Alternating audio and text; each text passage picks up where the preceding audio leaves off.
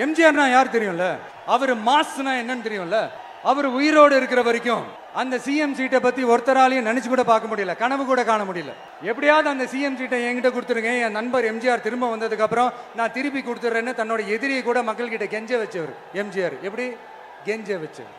அவர் ஆரம்பிச்ச அந்த கட்சியை, எம்ஜிஆர் அவர்கள் ஆரம்பிச்ச அந்த கட்சியை கட்டி காக்கிறது யாரு? இன்னைக்கு அந்த கட்சி எப்படி இருக்குது அதை நான் சொல்லிதான் உங்களுக்கு தெரியணுமா என்ன? அப்பாவி தொண்டர்கள் அதை வெளியில சொல்ல முடியாம வேதனையில தவிக்கிறாங்க.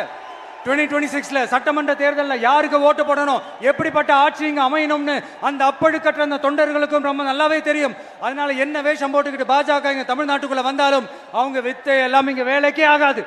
இப்படி பொருந்தா கூட்டணியா இந்த பாஜக கூட்டணி இருக்கிறதுனால இப்ப ஆட்சியில இருக்கிற இந்த வெற்றி விளம்பர மாடல் திமுக என்ன செய்துன்னு தெரியும்ல.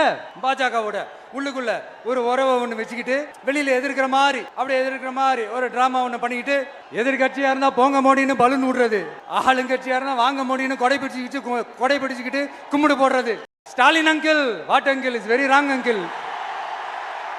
ஒரு ரைடுன்னு ஒன்று வந்துட்டா போதும், இது வரைக்கும் போகவே போகாத ஒரு மீட்டிங், அதை காரணம் காட்டி டெல்லிக்கு போறது, அங்க ஒரு சீக்ரெட் மீட்டிங் நடத்துறது.